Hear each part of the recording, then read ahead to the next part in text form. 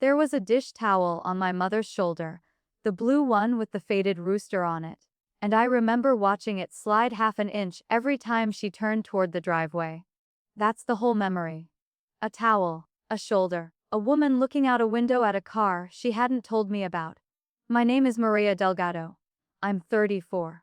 I've spent 11 years as an ER nurse, and this story cost me something I didn't know I was still holding on to.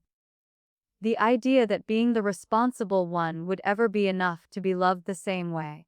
If you're the kind of person who stays up late listening to stories like this one, stories about families and the quiet math of who gets what and why, go ahead and subscribe.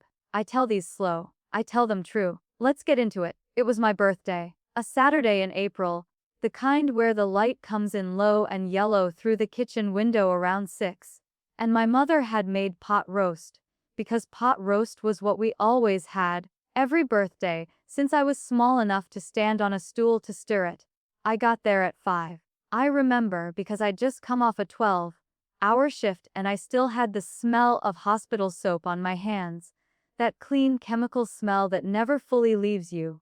And I'd stopped at the store for a bottle of the wine my mother liked, the one with the yellow label, because I always brought something even though nobody ever asked me to. My brother Daniel's truck wasn't in the driveway yet. Just my father's sedan, parked crooked the way he always parked it, one wheel up on the grass edge like he was in a hurry even when he wasn't. Inside, the table was already half set, 4 plates. My mother's good napkins, the cream-colored ones she saved for church holidays and nothing else. You look tired, she said, not looking up from the roast. Long shift, I said. You work too much. I didn't answer that one. I'd learned a long time ago that there was no version of my work schedule that would ever sound like enough to her, and no version that would ever sound like too much to me. We just lived in 2 different arithmetics. I noticed her hand shook a little setting down the serving spoon. Small thing. The kind of thing 11 years of nursing teaches you to clock without meaning to. A tremor, a slight favoring of the left side when she reached for the cabinet. I noticed it the way you notice a car alarm 3 streets over. Present. Not yet your problem. I didn't say anything. That's the first thing I did wrong, if we're being honest, and we are going to be honest here. I saw something. I filed it under later and went back to slicing bread like it was any other Saturday. Around 6, headlights swept across the kitchen window, cutting white across the wall, and I heard my father's voice from the front room go up an octave the way it never did for me. There he is. Daniel came in wearing that grin he'd had since he was 19, the one that used to make waitresses forget to bring the check, except now it looked thinner somehow, worn at the edges like a coat he'd had too long. He hugged our mother first, then our father, and only then did he turn to me. Hey Mar, he always called me that. Half my name, like the rest of it cost too much. Happy birthday to me, I said, and he laughed, and for a second it was almost easy. We sat down to eat. Pot roast, the good rolls, green beans with the bacon my mother always burned just slightly on purpose because my father liked it that way. Ordinary, warm, even. If I'm honest, for about 40 minutes, it was a good birthday. Then my father set down his fork, and I knew, the way you know weather is turning before the sky actually changes, that something had been planned. We wanted to wait until Daniel got here, my mother said, to do the gifts. There was one gift bag on the counter. Small. Bow on top, the kind that comes pre-tied from the drugstore. My father slid it toward me. Inside was a card, and folded inside the card, a printed coupon for an oil change at the shop on Route 9. $20 off. With thought. My mother said, since you're always so careful with money, you'd appreciate something practical. I laughed, because what else do you do? And I said thank you, and I meant it, mostly, because it's the thought and all that, and because 22 years of being her daughter had built a very efficient machine in me for turning small hurts into something swallowable. Then my father stood up. Come outside a second, he said to Daniel, and something in his voice had a shine to it I hadn't heard directed at anyone in that kitchen in years. We all walked out to the driveway, and there, parked at an angle under the streetlight, was a car. New. Still had the paper plates in the back window. Silver, the kind of silver that looks blue at night. Happy early birthday to us. My father said, laughing, clapping Daniel on the back.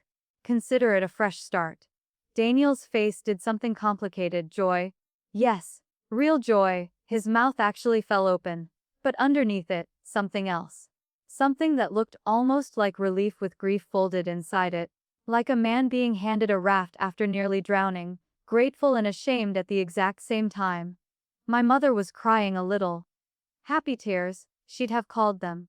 I stood on the lawn in my work shoes with an oil change coupon in my coat pocket and I smiled. Because that's what you do, and I said, it's beautiful. Danny. And I meant that too. But something had shifted under my feet, and I didn't have a name for it yet. Here's what I didn't know that night. Standing on the grass in the cold. Daniel had been 6 weeks out of a rehab program in Scranton. Not the first one. The third. I didn't know because nobody told me. That was its own kind of arithmetic in our family. Daniel's failures were private. Mine were public. If I was late paying a bill once in my 20s, my mother brought it up at Thanksgiving for a decade. If Daniel disappeared for 11 days and came back thinner and quieter, that got folded into, he's been under some stress. And nothing more was said, not to me, not for months, sometimes not ever. The car, I'd learn later, wasn't a reward, it was a rope, my parents had decided.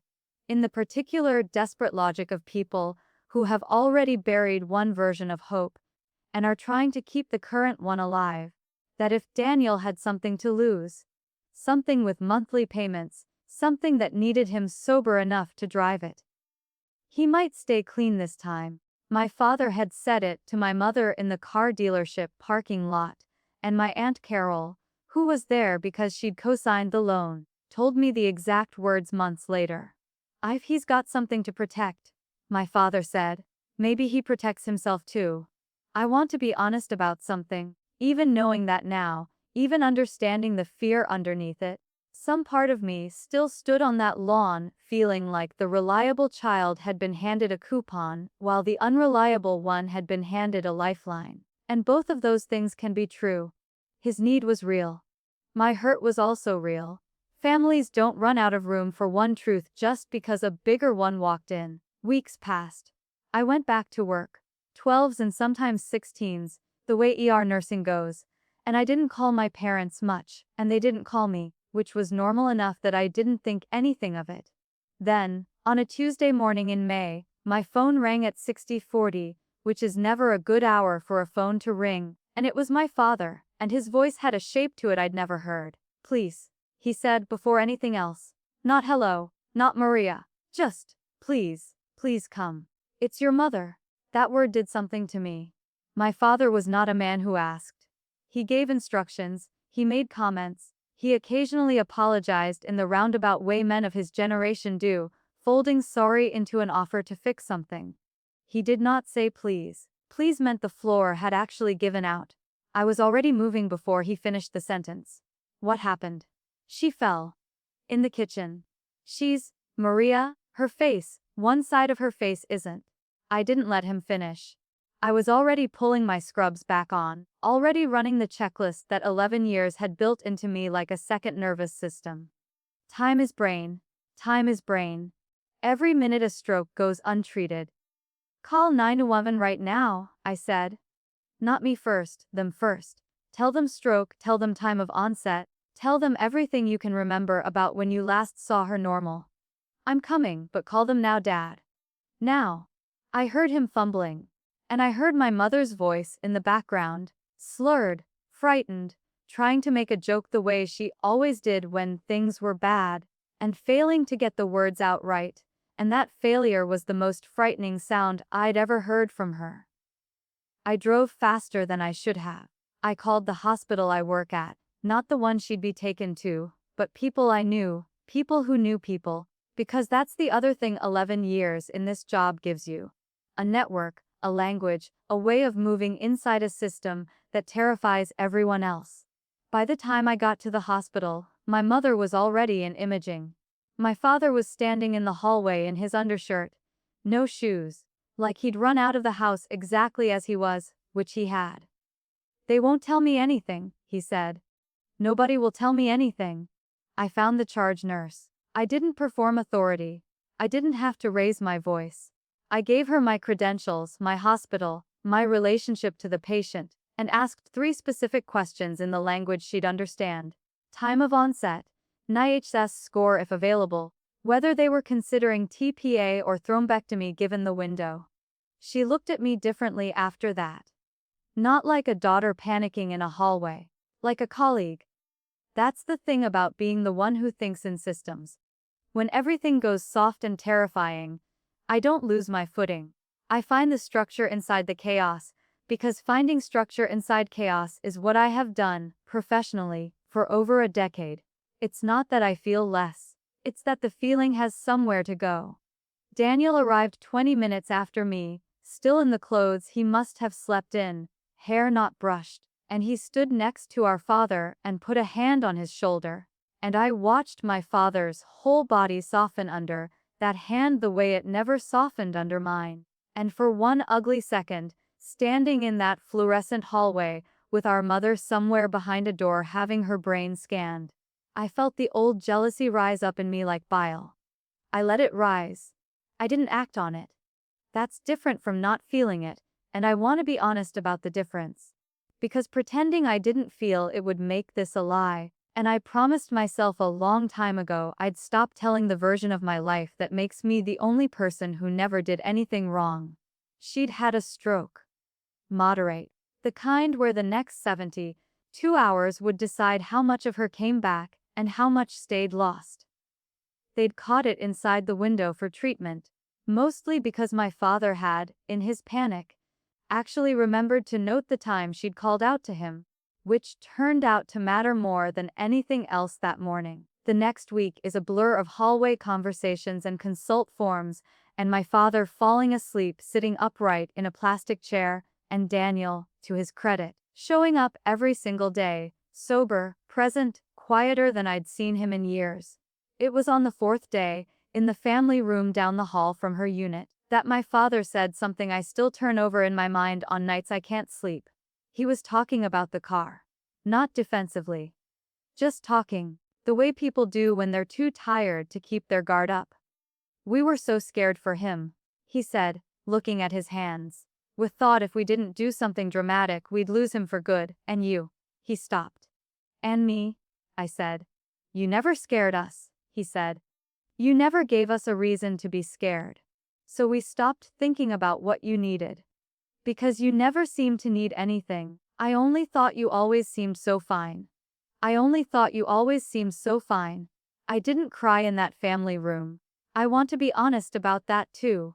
I've cried plenty of times in my life, but not there, not then. What I felt instead was something colder and clearer. A kind of recognition, like a diagnosis finally matching the symptoms you'd been living with for years without a name for them. My whole childhood reorganized itself around that one sentence. Not because it was cruel, because it was true, and because it had never once occurred to my parents that seeming fine was a job I had been doing, on purpose, since I was maybe 11 years old, so that there would be less to manage in a house that already had so much to manage. I thought about that sentence the entire drive home that night, and I've thought about it most days since. My mother came home after 19 days, weaker on her left side, her speech slower but there, mostly there, and grateful, in the particular fierce way people are grateful after almost losing the ability to be anything at all. The witness in all of this was my Aunt Carol. She'd sat with us through most of those hospital days, and on the last one, folding a blanket at the foot of my mother's bed, she said the only thing anyone said out loud that whole month that wasn't about medicine or logistics. You held this whole family together this month. Maria, she said, not looking up from the blanket. You've probably been doing that longer than any of us noticed. I noticed this time. That's all. She didn't make it bigger than it was. She just said it, and went back to folding the blanket. And I understood that she was the one person in that hallway who had actually been watching, the whole time, and would remember it correctly whenever this story got told again at some future holiday table. The climax of this if you want to call it that, didn't happen in a hospital. It happened 3 weeks later, at my parents' kitchen table, the same table with the same cream napkins, except this time it was just the four of us and nobody had made pot roast. My father tried, clumsily, to bring up the birthday again, to apologize in the roundabout way he apologizes, by offering to fix something.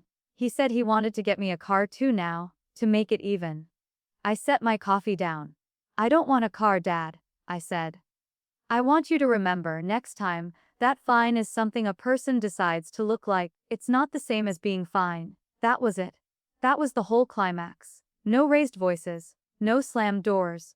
My mother's eyes filled up, and Daniel looked down at the table like the wood had suddenly become very interesting. And my father just nodded, slowly, the way people nod when a true thing lands somewhere it can't be argued with. Here's the fallout, plain. Because that's the only way I know how to tell it now. My mother is walking again, mostly on her own, with a cane on bad days. Daniel is 8 months sober as of this recording, and he calls me now, actually calls, not just texts, and last month he asked me, genuinely, how I was doing, and waited for the real answer instead of the fine one. My father still isn't a man who says please easily. But he says thank you now, specifically, out loud, for things he used to just assume I'd do. It's not everything. It's not a full rewiring of 20 years. But it's something, and I've learned to let something be enough, instead of waiting for everything. I didn't get an apology shaped like a gift. I got a family that finally saw the shape of the work I'd been quietly doing for years, and started, clumsily, to help carry some of it. I don't feel triumphant about any of this. I want to be clear about that. Because I know some of you watching stories like this want the moment where the wronged one wins, where the scales snap back even. That's not what this was. What this was quieter. Like finally stepping onto dry land after not fully realizing how long you'd been treading water. If there's a lesson in it, it's this, and I didn't understand it until I was standing in that hallway watching my father soften under my brother's hand, and not mine. Being the one who never seems to need anything doesn't make you strong. It just makes you invisible in a very convincing costume. And the people who love us aren't always cruel for missing that. Sometimes they're just tired, and scared, and looking at whoever seems to be drowning loudest. But somebody has to teach them how to look twice. Sometimes that somebody has to be you, saying the quiet true thing out loud, even years later. Even at a kitchen table with cold coffee, even when nobody asked. My mother still keeps that blue dish towel with the rooster on it. It hangs on the same oven handle it always has. Some nights when I visit now, I catch her looking at me the way she used to look out that window at the driveway. Like she's actually watching, actually waiting to see what I need, instead of assuming she already knows. If this story meant something to you, tell me in the comments what fine has cost you, and who finally noticed. I read every one, and if you want more stories like this, slow ones, true ones, the kind that sit with you after the video ends, hit subscribe. I've got more to tell you.